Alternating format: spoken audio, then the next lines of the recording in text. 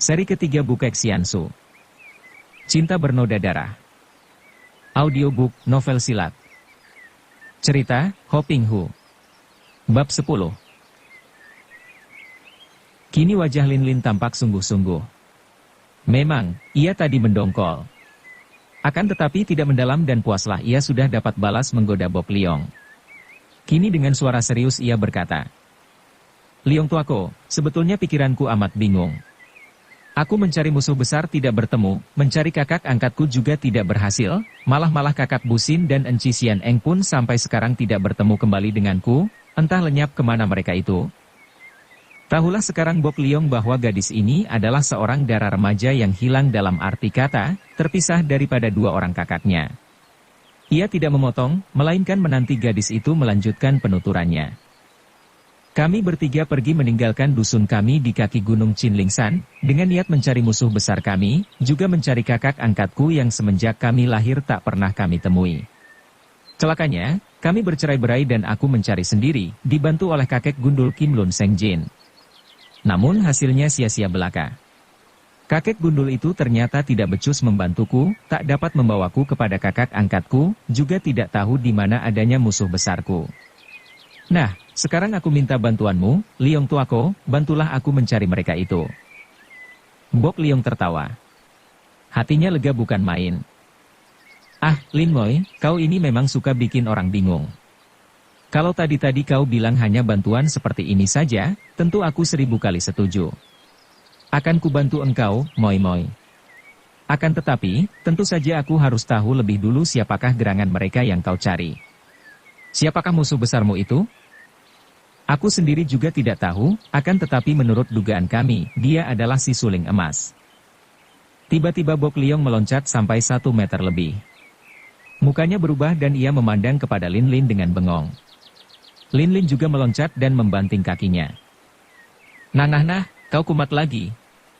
Apakah semua laki-laki memang pengecut sehingga begitu mendengar nama suling emas lantas menjadi ketakutan macam ini? Kau dan kakek gundul sama saja. Menjemukan benar. Wah, kau yang kumat, bukan aku." Demikian suara hati Bok Liong. Akan tetapi mulutnya segera berkata, "Jangan salah sangka, Lin Moi. Aku tidak takut, hanya terheran-heran. Kau agaknya tidak tahu orang macam apa dia itu, maka begitu mudah kau menuduh dia sebagai musuh besarmu. Lin Moi, suling emas adalah seorang pendekar sakti yang dipandang tinggi oleh para tokoh bersih di dunia Kangou. Masa dia membunuh ayah bundamu? Biar dipandang tinggi oleh semua orang di dunia, atau dipandang tinggi oleh para dewa sekalipun, aku tidak takut. Ih, semua orang takut kepada suling emas. Sampai bagaimana sih kepandaiannya? Ingin aku bertemu dengan dia dan mengajak dia duel sampai selaksa jurus?" Bok Liong meraba-raba bawah hidungnya yang tidak berkumis untuk menahan tawa. "Baiklah, Lin Moi. Aku akan membantumu dan kurasa kalau diusahakan benar, bukan tidak mungkin aku akan dapat memperjumpakan kau dengan suling emas." Wajah yang cemberut itu seketika berseri dan kembali Bok Liong merasa dadanya tergetar. Sekarang demikian hebat ia terpengaruh sehingga jantung di dalam rongga dadanya berloncatan ke atas kemudian jatuh kembali di tempatnya dalam keadaan terbalik. Mulutnya sampai ternganga ketika ia memandang wajah Lin Lin, sinar matanya sayu penuh keharuan. Baru kali ini ia menyaksikan sesuatu yang demikian indahnya sampai mengharukan. Akan tetapi Lin Lin mana memperhatikan hal ini? Ia sudah terlampau girang cepat ia menyambar tangan Bok Liong, diguncang-guncangnya. "Betul, Liong tuaku? Kau bisa mencari dia?" "Ah, kakek gundul itu saja tidak becus. Di mana adanya suling emas, Liongko? Jauh atau dekat? Hayo kita segera pergi ke sana, ingin kupaksa dia mengaku tentang pembunuhan itu." Kembali Bok Liong tersenyum. Kini ia berani tersenyum dan ini memudahkan ia menahan tawanya mendengar kata-kata dan melihat sikap yang lucu ini. Benar-benar seorang dara lincah jenaka yang seperti seekor burung baru belajar terbang, tidak tahu tingginya gunung lebarnya lautan. Tidak begitu mudah, Lin Moi. Orang macam dia itu tidak mempunyai tempat tinggal yang tetap. Akan tetapi, aku akan bertanya-tanya kepada tokoh Kangou. Aku mempunyai banyak kenalan di dunia Kangou dan dari mereka, kurasa akhirnya kita akan dapat berjumpa dengan suling emas. Sekarang soal kedua, tentang kakakmu itu. Siapa dia dan bagaimana mungkin seorang kakak tidak pernah bertemu dengan adik-adiknya selamanya? Kakak angkatku itu bernama Kambusong, akan tetapi ketika ia mengikuti ujian di Kota Raja 14 tahun yang lalu, ia memakai Shiliu. Apakah kau bisa mencari keterangan tentang dia? Kam. Liu Busong. Tak pernah aku mendengar nama ini, akan tetapi kalau 14 tahun yang lalu dia di Kota Raja, tentu saja aku tidak ingat lagi. Tentu aku masih kanak-kanak waktu itu. Akan tetapi, aku dapat mencari keterangan di Kota Raja tentang dia. Sekarang, kau hendak mencari yang mana lebih dulu? Kalau mencari kakakmu lebih dulu, kita kembali ke Kota Raja. Kalau mencari suling emas, tidak perlu kita ke Kota Raja. Lin Lin termenung. Kedua orang itu sama pentingnya. Akan tetapi, pertemuan dengan Kim Lun Senjin dan cerita tentang Putri Hitan amat menarik hatinya dan membuat ia ingin sekali segera mendengar pemecahan rahasia ini. Pula, kalau ia mencari Busong di Kota Raja, ada keuntungannya, yaitu sambil menanti datangnya Busin dan Xian Eng. Mereka berdua itu pasti akan datang ke Kota Raja pula.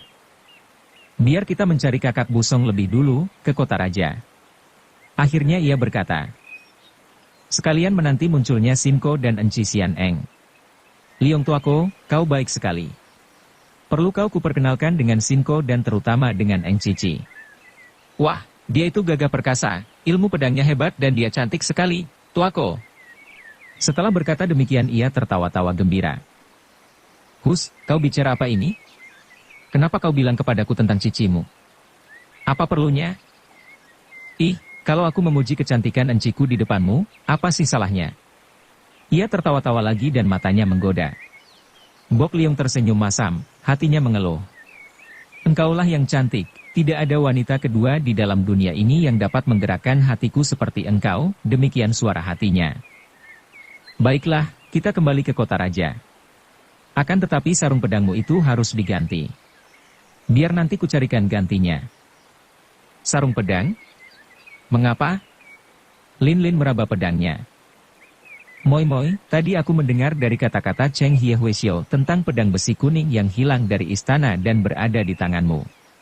Lebih baik sarungnya yang istimewa itu diganti, sehingga tidak akan dikenal orang. Memang inilah pedang itu, kakek gundul dan aku yang mengambilnya.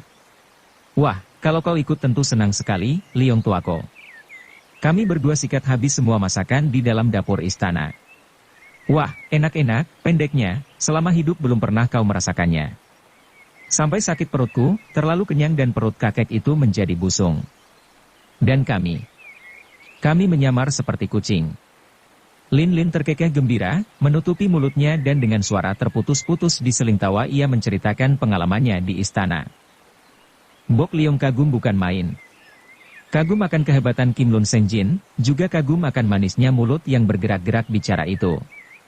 Kemudian mereka berdua memasuki kota Paoteng dan di sebuah toko senjata, Bok Liong membeli sebuah sarung pedang untuk pedang yang tergantung di pinggang Lin Lin. Kini pedang itu, tanpa ronce-ronce dan dengan sarung lain, tiada bedanya dengan pedang biasa, maka tentu tidak akan ada yang tahu bahwa itulah pedang besi kuning, pedang pusaka rampasan dari bangsa Hitan yang lenyap dari dalam gudang pusaka istana. Di kota Paoteng, Bok Liong mengajak Lin Lin memasuki sebuah rumah makan yang cukup besar dan bersih. Hari menjelang senja dan perut mereka telah lapar. Tanpa sungkan-sungkan Lin Lin menyetujui dan seorang pelayan segera menyambut mereka dengan hormat, apalagi ketika melihat pedang yang tergantung di punggung Bok Liong dan di punggung Lin Lin. Kau hendak makan apa, Moi Moi? Apa sajalah. Setelah makan semua itu, kiranya tidak ada makanan yang cukup bagiku.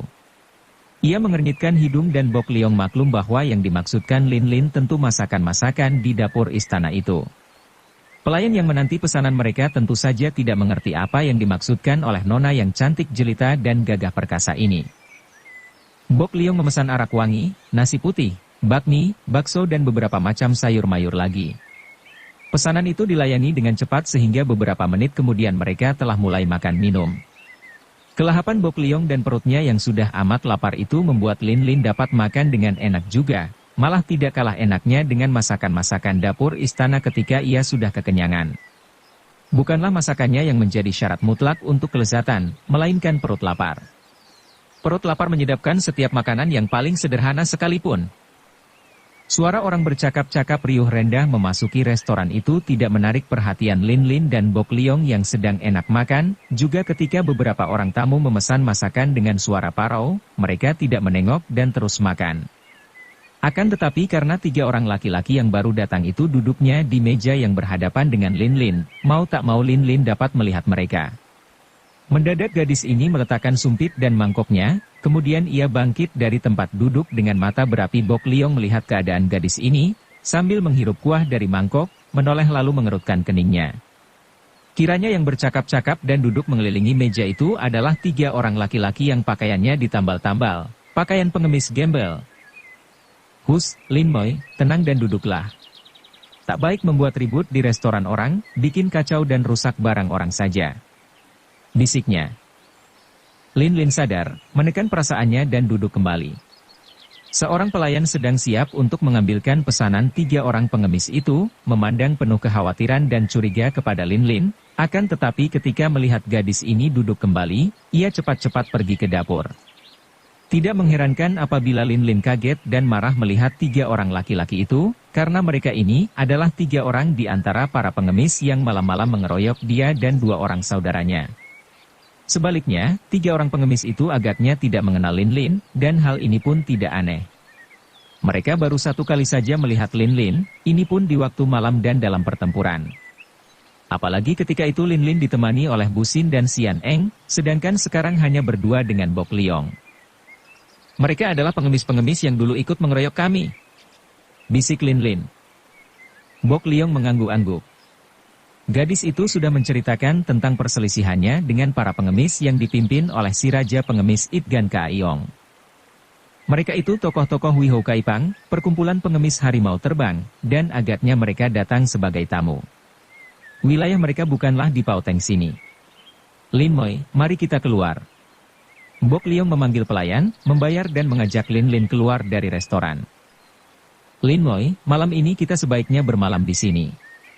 Pengemis-pengemis itu mencurigakan. Pengemis-pengemis Wi Hou Kaipang merupakan orang-orang kepercayaan Itgan Kaiyong. Mereka itu bekerja untuk kerajaan Wuyu, kalau datang ke dekat kota raja tentu ada maksud-maksud tertentu, sebagai mata-mata. Aku akan membayangi mereka. Liongko, kenapa kau akan lakukan hal ini? Apa hubunganmu dengan urusan itu? Bok Liong memandang dengan sinar mata penuh perasaan ketika ia berkata. Lin Moi, seorang warga negara harus setia kepada negaranya. Demikian pula aku, harus setia kepada kerajaan Sung. Kalau aku melihat persekutuan yang membahayakan negara dan aku diamkan saja, bukankah itu berarti bahwa aku menjadi seorang pengkhianat? Tidak Moi Moi, takkan ku diamkan saja kalau orang-orang Wi Hou Kaipang ini mempunyai niat melakukan sesuatu yang membahayakan negara. Kagum hati Lin Lin, sebagai anak angkat Jenderal Kam, seorang patriot sejati yang rela mengorbankan diri dan kebahagiaan demi negara, tentu saja ia tahu akan hal ini, dan ia dapat menghormati sikap ini. Malam hari itu, Bok Liong dan Lin Lin membayangi 3 orang pengemis yang memasuki sebuah rumah gedung kecil di sebelah timur kota Paoteng. Rumah ini jauh dari tetangga, pekarangannya lebar dan kelihatannya sunyi. Sebuah rumah kuno yang modelnya seperti rumah pesanggrahan bangsawan, yang hanya ditinggali sewaktu-waktu saja. Bagi para penduduk Paoteng, rumah gedung mungil ini terkenal dengan sebutan gedung merah, karena memang cat rumah itu merah. Orang-orang hanya tahu bahwa rumah itu milik seorang hanya bangsawan muda dari Ansui yang kadang-kadang saja datang ke rumah ini di mana ia mempunyai beberapa orang wanita penghibur yang menjadi selir-selirnya.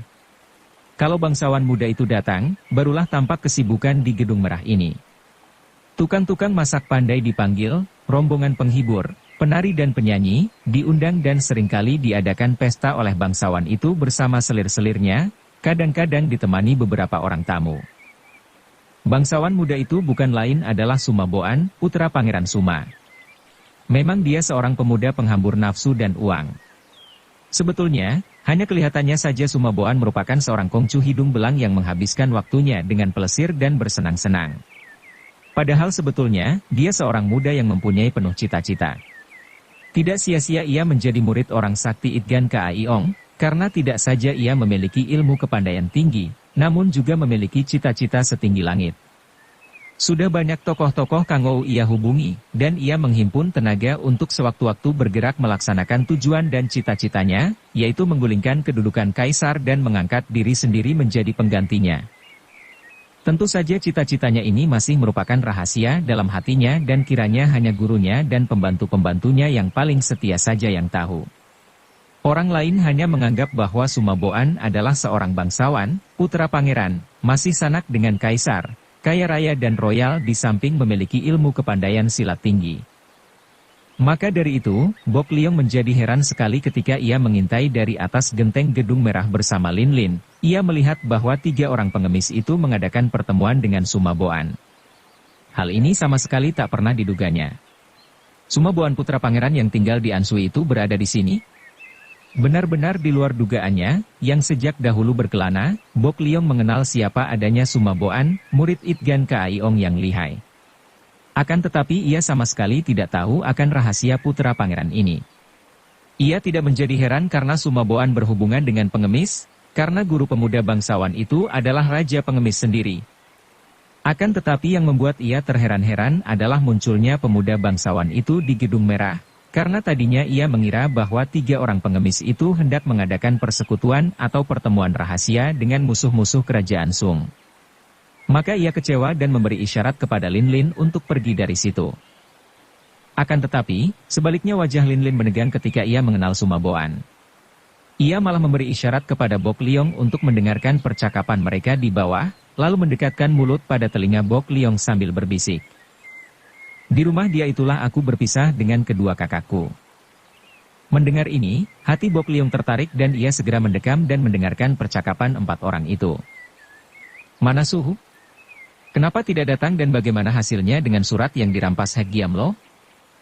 Kaiongya tidak berhasil merampas kembali, tapi memberitahu bahwa surat itu agaknya sudah terampas kembali oleh Siang Mou Sini dari tangan Hek Giamlo.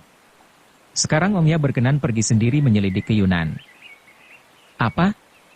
Suhu mendatangi wilayah Nancao. Betul, Kongcu. Pada pertengahan bulan depan, tepat pada bulan purnama, di sana diadakan pesta menyambut Hari Raya Kaum Agama Bengkau, sekalian memperingati hari wafat ke-1000 dari Kaucu, ketua agama, yang telah meninggal dunia. Dalam kesempatan ini, tentu saja Kaiongya dapat menghadiri karena para tokoh hitam dan putih semua diterima dengan tangan terbuka oleh Bengkau. Bagus. Sumaboan kelihatan girang sekali. Hanya sayang sekali, kalau Suhu memberitahu, tentu aku akan ikut ke sana, untuk melihat dan menambah pengalaman.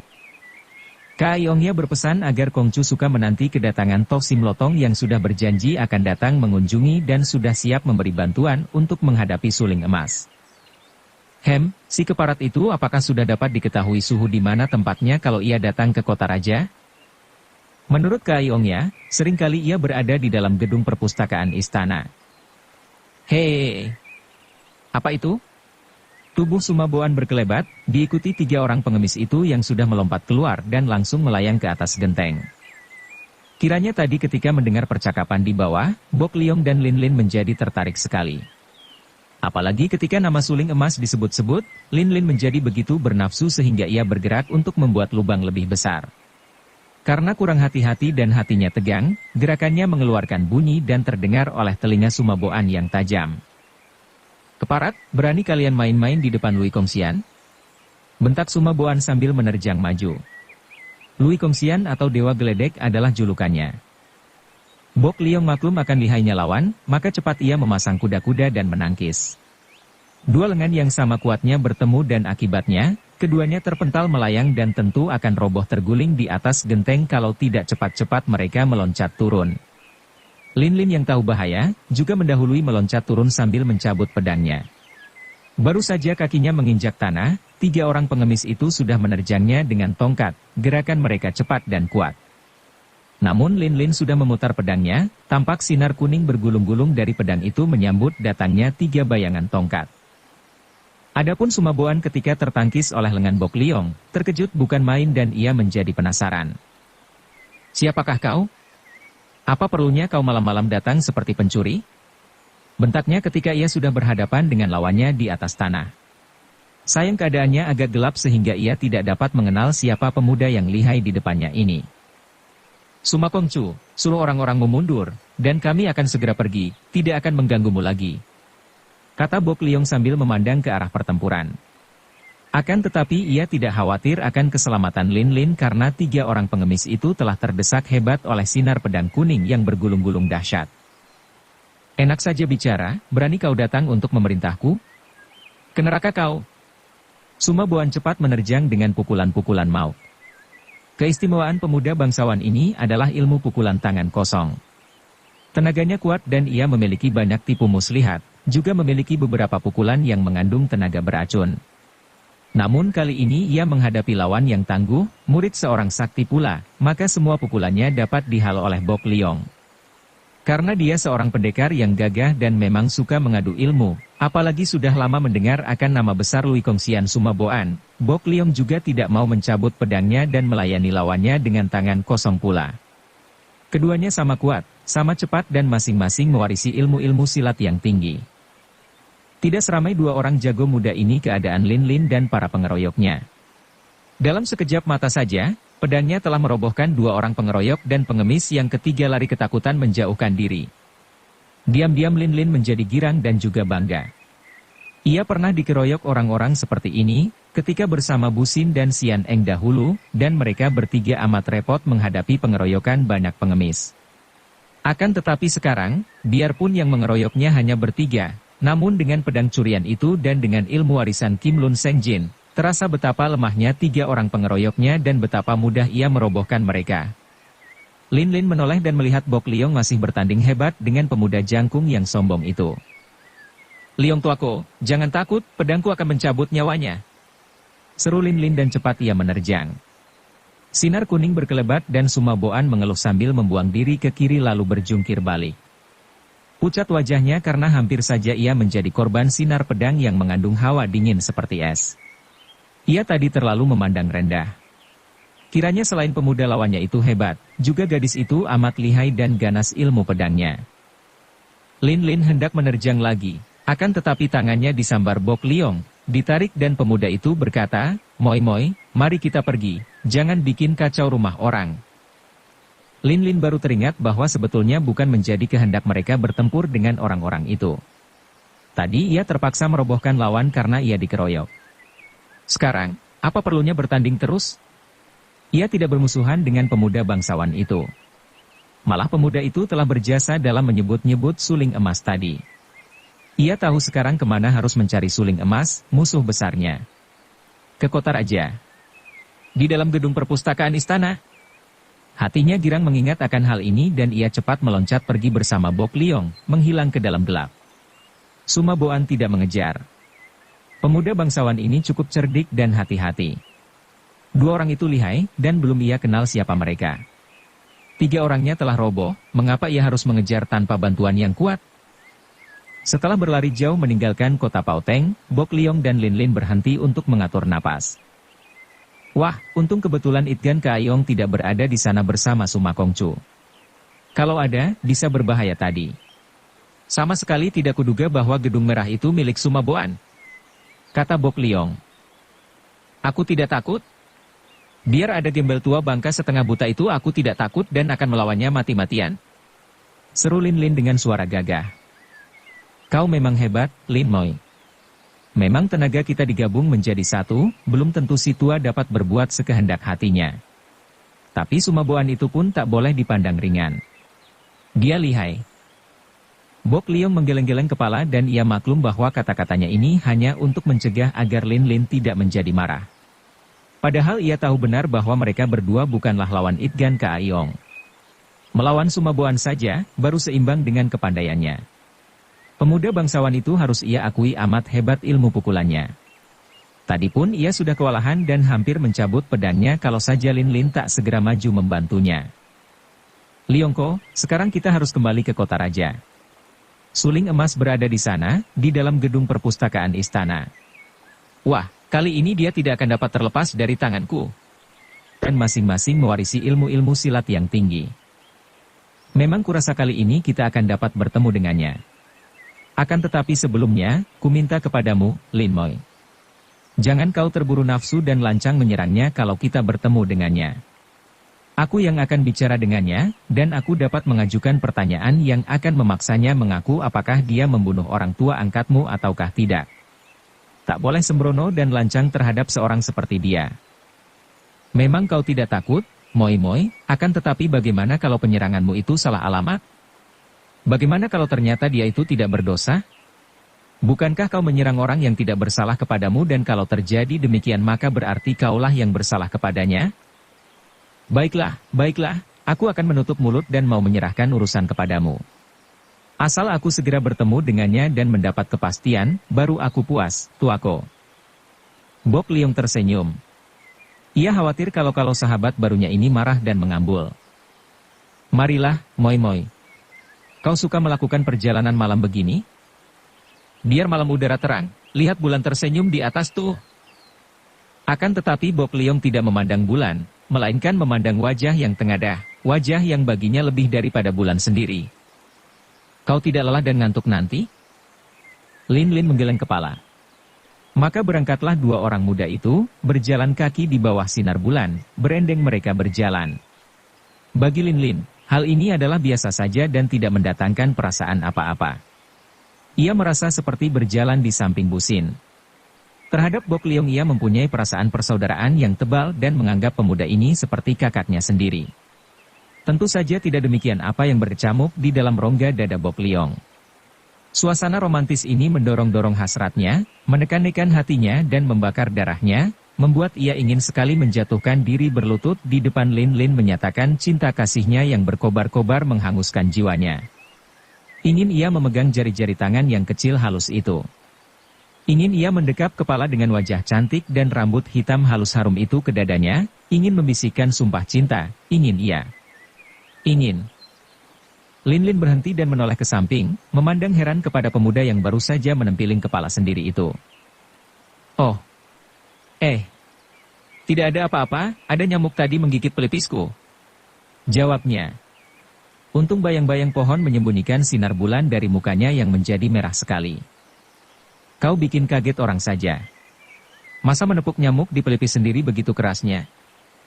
Lin Lin mengomel karena tadi ia dikagetkan daripada lamunannya. Sambil berjalan ia pun melamun, teringat akan cerita Kim Lun Seng Jin akan keadaan dirinya. Betulkah ia seorang putri Hitan? Ia seorang putri, keturunan langsung dari Raja Hitan. Inilah yang ia lamunkan dan ia seperti melihat dirinya dengan pakaian putri yang indah sekali, berada di dalam gedung istana seperti yang pernah ia lihat bersama Kim Lun Seng Jin, disembah-sembah ribuan orang. Apalagi kalau ia yang menjadi ratu dari bangsa Hitan, ia akan apakah dia? Inilah yang baru ia pikir-pikir dan rencanakan dalam alam lamunannya ketika tiba-tiba Bok Liong menempiling kepala sendiri dan mengagetkannya serta menariknya turun daripada angkasa ke alam sadar. Sayang tidak ada kuda. Kalau kudaku masih ada, kau dapat naik kuda, Lin Moi, dan tidak terlalu lelah. Kenapa kau jual kudamu kalau begitu? Perlu dijual. Perlu sekali. Saku sudah kosong, apa daya? Lin Lin menggerakkan tangan, sejenak menyentuh lengan pemuda itu. Aku tahu. Kau terpaksa menjualnya untuk membelikan sarung pedangku ini dan untuk makan dan sewa kamar, untuk biaya-biaya perjalanan, bukan? Liongko, kau orang baik. Hati Bok Liong berdenyut-denyut girang, akan tetapi ia pura-pura mendengus. Ah, yang begitu saja, mana patut diomongkan? Pula, dua orang melakukan perjalanan hanya dengan seekor kuda, canggung sekali. Kita berdua sudah sejak kecil berlatih ilmu lari cepat, untuk apa? Kalau kita mau, kita tidak akan kalah oleh larinya seekor kuda. Mereka tertawa dan melanjutkan perjalanan sambil bercakap-cakap. Kita tinggalkan dulu Lin Lin dan Lai Bok Liong yang melakukan perjalanan malam menuju ke kota raja karena Lin Lin sudah tidak sabar lagi menanti untuk segera dapat bertemu dengan orang yang dianggap musuh besarnya, yaitu Suling Emas. Mari sekarang kita menengok keadaan Xian Eng, gadis yang mengalami hal yang amat menyeramkan hatinya itu. Seperti telah dituturkan di bagian depan, Xian Eng tadinya berhasil melarikan diri dari tempat rahasia di bawah kuburan yang menjadi tempat tinggal Hek Giam Lo, yaitu pada saat Hek Giam Lo bertempur melawan Siang Mou Sini yang datang menyerbu untuk minta dikembalikannya surat rahasia. Akan tetapi malang baginya, di dalam sebuah hutan, Selagi ia merasa lega dan mengira telah terlepas daripada cengkeraman iblis itu, tiba-tiba si iblis itu sendiri muncul di depannya. Hyegiamlo telah berada di situ, seakan-akan telah lebih dulu datang dan sengaja menanti kedatangannya. Ia berusaha menyerang, namun apa dayanya terhadap Hyegiamlo yang sakti? Di lain detik ia sudah pingsan dan dipondong Hyegiamlo, kemudian dibawa lari secepat terbang. Kali ini si kedok iblis itu berlaku amat teliti, tak pernah memberi kesempatan sedikit pun juga kepadanya untuk dapat melepaskan diri daripada pengawasannya. Hyegiamlo bersikap amat menghormat kepadanya, menyebutnya Tuan Puteri, akan tetapi di samping sikap menghormat ini terbayang sifat memaksa yang tak dapat dibantah lagi. Memaksa agar Xian Eng ikut dengannya dan mentaati segala permintaannya. Akhirnya gadis ini maklum bahwa tak mungkin ia mampu membebaskan diri lagi, maka ia juga tidak lagi mencoba. Selama iblis ini tidak mengganggunya dan memperlakukannya dengan sikap menghormat dan baik-baik, ia pun menurut saja dan hendak melihat apa yang akan terjadi selanjutnya dan kemana ia akan dibawa. Hyegiamlo, sudah berkali-kali kunyatakan bahwa aku bukanlah putri raja seperti yang kau sebut-sebut. Aku Shikam, namaku Xian Eng. Kau salah lihat, karena itu harap jangan ganggu aku, biarkanlah aku pergi. Berkali-kali gadis itu mencoba dengan bujukannya ketika mereka berjalan melalui sebuah bukit yang sunyi. Hyegiamlo memang pendiam dan tak banyak ia bicara selama dalam perjalanan, sungguh pun ia amat memperhatikan keperluan Xian Eng dan tak pernah terlambat untuk mencarikan makanan dengan pelayanan penuh hormat. Permintaan berkali-kali dari Xian Eng hanya dijawabnya singkat. Paduka putri raja kami, memang sejak kecil diambil anak oleh Jenderal Kam. Hanya demikian jawabnya dan selanjutnya ia tidak mau bicara lagi. Melalui perjalanan yang amat cepat, kadang-kadang Hyegiamlo memondong dan membawanya lari seperti terbang. Setelah minta maaf lebih dulu, mereka menuju ke arah timur laut dan pada suatu hari tibalah mereka di daerah yang jauh dari kota, daerah penuh hutan yang amat liar. Kemudian, di tengah-tengah daerah ini, tibalah mereka di sebuah rumah perkampungan dengan rumah-rumah yang kelihatan baru. Inilah perkampungan baru yang dijadikan pusat suku bangsa Hitan, terletak dalam sebuah hutan liar dikelilingi hutan-hutan kecil di antara gunung-gunung di perbatasan Manchuria. Dapat dibayangkan betapa heran dan berdebar hati Xian Eng ketika Hyegiamlo berteriak-teriak dalam bahasa yang ia tidak mengerti. Para penyambut menjatuhkan diri berlutut di sepanjang jalan yang mereka lalui. Tengoklah, Tuan Puteri, rakyat kita memberi hormat kepada Paduka, kata Hyegiamlo, nada suaranya gembira. Xian Eng melihat orang-orang kasar yang bertubuh tegap dan kuat, wanita-wanita cantik tapi sederhana, juga terdapat sifat-sifat gagah pada para wanita yang berlutut di pinggir jalan itu. Kita sekarang kemana, Hyegiamlo? Seru si alis tebal. Mari menghadap Sri Baginda, Paman Paduka. Pamanku? Xian Eng tidak mendapat jawaban, terpaksa ia berjalan mengikuti Hyegiamlo yang menuju ke sebuah rumah besar di tengah-tengah perkampungan itu. Di depan rumah besar ini terdapat banyak penjaga, laki-laki berpakaian perang yang kelihatan gagah dan kuat, dengan tombak di tangan dan golok besar di pinggang. Mereka berbaris rapi dan memberi hormat dengan tegak ketika Hyegiamlo dan Xian Eng lewat. Juga di dalam rumah, di sepanjang lorong, berbaris pasukan pengawal. Kiranya dalam rumah besar itu yang dari luar kelihatan sederhana, sebelah dalamnya amat mewah. Bendera-bendera kecil berkibar di mana-mana, bermacam-macam warnanya. Ketika mereka sampai di ruangan sebelah dalam, pasukan pengawal berganti, kini pasukan wanita yang cantik-cantik dan gagah serta bersinar mata tajam. Namun, baik pasukan laki-laki maupun wanita, semua kelihatannya amat takut dan menghormat Hyegiamlo. Melalui pelaporan seorang penjaga yang seperti raksasa wanita, besar dan bengis, mereka diperkenankan memasuki ruangan besar di mana telah menanti seorang laki-laki tampan berpakaian indah, duduk di atas sebuah kursi atau singgasana terbuat daripada gading. Laki-laki ini usianya kurang lebih 40 tahun, berwajah tampan bermata tajam. Hyegiamlo yang menuntun Xian Eng masuk, berkata singkat, Tuan Puteri, harap memberi hormat kepada Sri Baginda, Paman Paduka. Ia sendiri lalu menjatuhkan diri berlutut dan terdengar suaranya nyaring. Hamba datang menghadap, dengan berkah Sri Baginda, hamba berhasil mendapatkan Tuan Puteri yang sekarang ikut menghadap Sri Baginda. Laki-laki itu ternyata adalah raja suku bangsa Hitan yang bernama Kubukan. Ia memandang wajah Xian Eng penuh perhatian. Xian Eng yang tidak sudi berlutut, mengira bahwa raja yang tampan ini tentu akan marah karena ia tidak mau memberi hormat, akan tetapi kiranya tidak demikian. Raja itu memandang dengan sinar mata kurang ajar, kemudian tertawa bergelak dan berkata kepadanya dalam bahasa Han yang cukup lancar. Nona, marilah mendekat, biarkan aku memeriksa cermat apakah kau benar keponakanku ataukah palsu. Xian Eng melangkah maju sampai berada dekat dengan raja itu sambil berkata, He Giamlo tahu bahwa aku bukan keponakanmu. Sudah kuberitahukan berkali-kali tapi ia nekat saja membawaku ke sini. Siapapun adanya kau, harap kau suka berlaku murah dan bebaskan aku. Raja itu memandang lagi penuh perhatian, kemudian tertawa sekali lagi. Dari mulutnya berhamburan bau arak yang keras. Hahaha, semua orang mengaku keponakanku, haha. Alangkah inginku dapat memeluk keponakanku, dapat meraba lehernya yang halus. Untung kau bukan keponakanku, Nona, kau cukup cantik jelita. Haha, untung. Xian Eng terkejut sekali dan ia sudah merasa ngeri ketika kedua tangan raja yang berbulu lengannya itu bergerak hendak merabanya. Akan tetapi pada saat itu He Giamlo berkata dalam bahasa Hitan yang tak dimengerti Xian Eng, Sri Baginda, kali ini tidak bisa salah lagi. Dia itu adalah anak Jenderal Kam. Sayang Jenderal Kam sendiri sudah mampus ketika hamba sampai di sana. Hamba mendengar bahwa anak-anaknya pergi ke kota raja, maka hamba menyelidiki dan berhasil menangkap anak perempuannya ini. Tak salah lagi, dia adalah putri mendiang Tuan Putri Tayami. He Giamlo, apa yang menyebabkan kau yakin benar bahwa dia ini betul-betul keponakanku? Sudah ada 2 orang gadis yang dibawa datang dan perwira-perwira yang membawanya bersumpah bahwa mereka adalah keponakanku. Tapi ternyata bukan.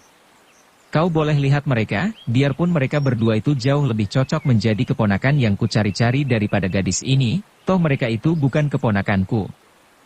Raja memberi tanda dengan tepukan tangan dan tak lama kemudian 2 orang gadis digiring masuk. 2 orang gadis yang cantik jelita akan tetapi wajah mereka pucat dan di kedua pipi yang halus tampak bekas air mata. Mereka ini berdiri di depan raja dan menundukkan muka. Hahaha, mereka ini keponakanku. Akan tetapi biarpun bukan, kedatangan mereka sedikit banyak menyenangkan hatiku, biarpun hanya untuk beberapa malam. He Giamlo, gadis yang kau bawa ini bukanlah putri kakak Tayami. Kau mau bukti? Dengar, ketika masih bayi, pernah kulihat keponakanku itu. Pada punggungnya terdapat sebuah tanda merah. Coba kita periksa bersama. Ia memberi isyarat dan tiba-tiba He Giamlo menggerakkan tangannya. Tahu-tahu ia telah memegang senjatanya yang hebat, yaitu sabit bengkok yang amat tajam itu. Sinar berkilauan menyambar-nyambar, Xian Eng menjerit ngeri karena merasa betapa tubuhnya dikurung sinar berkilauan. Kemudian, hampir ia roboh pingsan ketika mendapat kenyataan bahwa pakaiannya telah terbang ke kanan kiri disambar sinar itu dan beberapa detik kemudian ia telah menjadi telanjang bulat. Dapat dibayangkan betapa malu dan marahnya Xian Eng. Ingin ia berlaku nekat dan menerjang mengadu nyawa, akan tetapi rasa malu karena keadaannya yang telanjang itu membuat ia kehilangan tenaga, malah ia lalu menjatuhkan diri berlutut dan setengah bertiarap di atas lantai untuk menyembunyikan tubuhnya. Tentu saja dengan berbuat demikian, punggungnya tampak jelas dan raja bersama He Giamlo melihat jelas kulit punggung yang putih bersih tiada cacat sedikit pun. Hahaha, kau lihat, He Giamlo? Dia bukan keponakanku, sayang 1000 sayang. Tapi lumayan juga, dia cantik manis. Ampun, si Baginda. Hamba telah berlaku ceroboh. Terdengar He Giamlo berkata, suaranya gemetar penuh sesal. Tidak apa, kau carilah lagi. Gadis ini pasti akan menyenangkan hatiku. Nona, kau berdirilah. Xian Eng terkejut sekali ketika merasa betapa pundaknya diraba orang yang hendak menariknya berdiri. Ia mengangkat muka memandang dan kiranya raja itulah yang sudah turun dari singgasana untuk membangunkannya, matanya bersinar-sinar penuh nafsu. Saking ngeri, malu, dan marahnya, Xian Eng tidak ingat apa-apa lagi. Bagaikan seekor harimau betina, ia melompat dan menerkam ke depan, memukul dengan kedua tangannya ke arah dada dan perut raja itu. Akan tetapi tiba-tiba tubuhnya terpental ke samping, roboh menumbuk dinding. Raja itu sendiri pucat mukanya dan terhuyung ke belakang sampai 3 langkah. Hampir saja ia celaka kalau tidak He Giamlo yang cepat menolongnya tadi. Marahnya bukan main. Lenyap keinginannya untuk mempermainkan Xian Eng, terganti rasa benci yang meluap-luap. Hegiamlo, kuserahkan dia kepadamu. Hukum dia, juga dua orang putri palsu ini. Muak aku kepada mereka. Kubur mereka hidup-hidup, jadikan tontonan, biar rakyatku melihat dan berkesempatan menghina mereka yang menyebalkan hati rajanya. Setelah berkata demikian, raja itu mendengus marah, lalu pergi memasuki kamarnya, diiringkan oleh dayang-dayang cantik jelita dan muda-muda. Xian Eng sudah bangun kembali dan cepat menyambar pakaiannya yang robek menjadi beberapa potong. Sedapat-dapat ia membungkus tubuhnya dengan pakaian itu dan untung bahwa pakaiannya terbuat daripada kain yang lebar dan panjang sehingga biarpun robek-robek namun masih cukup untuk menutupi ketelanjangannya. Akan tetapi Hegiamlo tak memberi kesempatan lagi kepadanya. Dengan pekik mengerikan, iblis ini bergerak dan tahu-tahu ia telah menangkap Xian Eng dan dua orang gadis pucat itu, membawa mereka bertiga seperti orang membawa 3 ekor ayam saja, kemudian melangkah lebar keluar dari gedung itu. Bersambung ke bab 11. Dukung kami dengan subscribe, follow, like, komen dan share. Terima kasih.